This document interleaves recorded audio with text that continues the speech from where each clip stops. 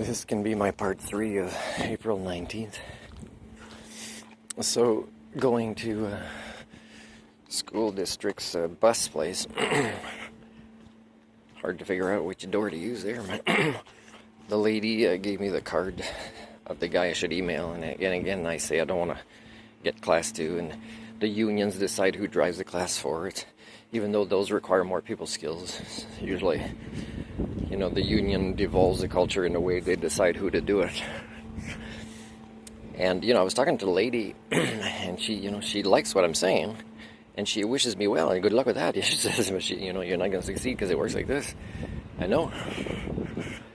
I agree with you, but that's not the way things work, is the typical mental illness I get from people in charge, whether unions or management or whatever. And, it doesn't look like anybody's in there.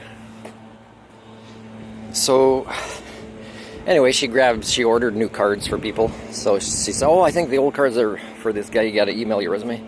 He's in the garbage. So grabs it from the garbage, you know, grabs the garbage can, looks for it, gives it to me. No, like, are you okay with it?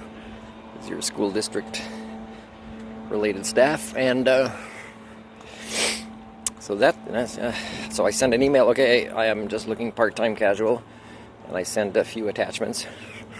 May or may not hear back. And then there's the games, right? They really need drivers, but it's got to be the way the unions work, and so they can't get drivers. So they have to go more and more low standards and push people and frustrate people, and then there's crashes and kids die, or buses get driven into buildings, and they don't know how to self-correct in this way. And at the library, I'm trying to figure out why my own video won't play from my YouTube, where I'm criticizing. It's a critique, a 4-part critique of a book that I got from that library, or one it's associated with in BC. Can't remember. But I returned it there, and it's because I used the exact title of the book, I think, in my YouTube video, that the library's internet administrator blocks it, restricts it. So a critique about a book that you get from the library is blocked by using the exact title in the video. So, because the exact title has, you know, the word humans, a history of how we fuck things up or whatever it is. And I didn't put the entire word, I put an asterisk like in the exact title. But that's the way it turned out. So, that's kind of weird, eh? But there's also the fact that, you know, I'm like getting a book, it's like volume 2, do you have volume 1? They're saying, oh yeah, but it's in the back, it hasn't been processed. Oh, you know, usually our head librarian does this. We haven't hired anybody with a degree as a librarian that could problem solve how to do this, and she doesn't have time. She's in charge, she does it once in a while. And then I have to kind of hint at what customer service would look like, and she would pass on the message that she should prioritize that one because I'd like to read volume 1 before volume 2. I have to hint these things. I don't know if it's the same librarian that almost hit me in the parking lot when she was coming to work. It's like, whoa, did she not see me? It's like she's coming in really fast.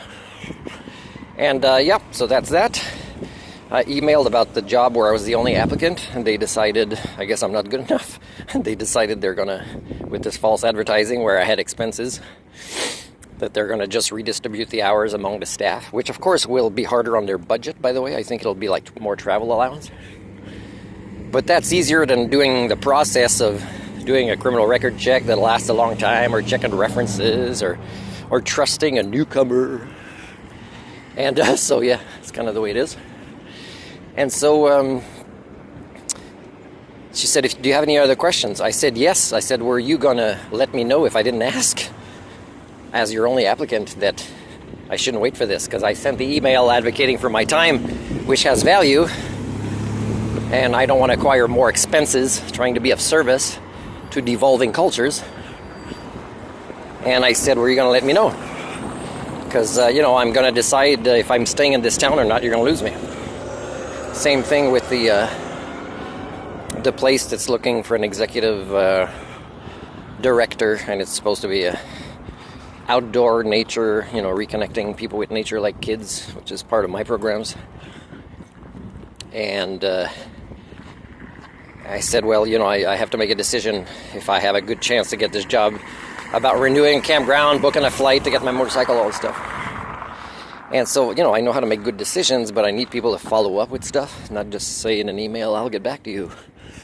And then, they forget about you or whatever it is. And sometimes they want to hire somebody because they want to relieve their workload, except they don't know how to do it by following up with stuff so that relieves their workload. And, but I also, in that same email, I said, it looks like one of your colleagues is giving a talk. I think a weird way, it's a complete naturalist or something. And I think it's associated because it has the name of that place. And it says adults $50 to go hear his stories and videos and pictures and stuff. And 16 or below or whatever students, whatever, $20, still a lot. It's not a course, you don't get like a certificate or anything, it's just to hear this. So it doesn't say, money reinvested into this place that's supposed to be not-for-profit. So I'm saying, well, that's a big amount of money, $50. Can we meet there, and can you give me a free ticket and I can meet you guys? So again, this is to test, right, to see if I'm wasting my time or not, and likely I am. People never walk the talk, they only talk the talk. And they believe their own image and they're happy with it. So yeah, what else? Well, pretty disappointing. I give a guy that is very hard to play cribbage with because, well, anyways, it's not pleasant. And I say, he says, well, people are saying you don't like Indians. Or somebody said, you don't like Indians. And I said, well, first of all, I don't use that term. Second of all, where's this coming from? What if it's coming from that employer? Which is why also the garage canceled my appointment and that had been referred to that place by the employer. And it's not because that's true. It's because I have standards that are human. So what if, for example, all these malls and businesses that are closed, what if I lease one and it's related to tutoring and other programs I'd give, and some of it would actually be free, or, give a donation for the coffee or the rent or whatever. And what if I do that, and it's like, oh yeah, that's a good idea, do that, you're selling, yeah, but what if I do that, and then school district staff are doing kind of hurting my reputation because they don't like that I'm there, and people prefer coming to see me than going to school, or whatever it might be, it's a devolving culture that insists on devolving. So it's a fake society.